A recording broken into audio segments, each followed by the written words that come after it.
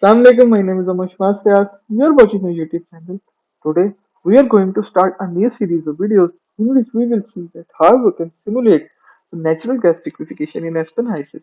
So, for the natural gas liquefaction, we will be having a field natural gas flow rate. For the natural gas liquefaction, we only want this methane to be present in our feed stream, and all these components that are present must be removed one by one. So the simulation will include the upstream processing steps such as acid gas removal.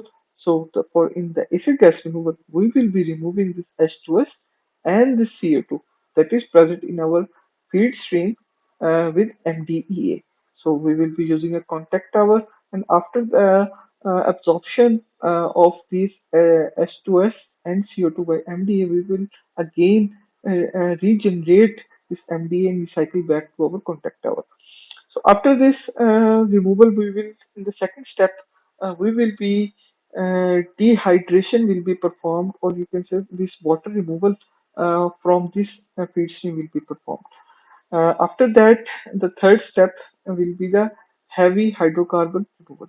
So this C2, C3, and C4 higher hydrocarbons removal will be performed, and this higher hydrocarbon removal will be performed through cryogenic distillation and LNG heat exchangers.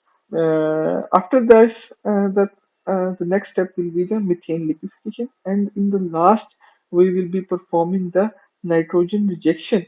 And this nitrogen rejection will be again performed with the cryogenic distillation. You can see that in this simulation we will be using a series of or a large number of LNG heat exchangers and cryogenic distillation. So for the uh, cryogenic processes or liquefaction, we will be using a propane C3 and mixed refrigeration loop, and making this simulation or making this LNG using the C3MR refrigeration loop. So as you will move along the video, you will see that how we will be doing all this stuff.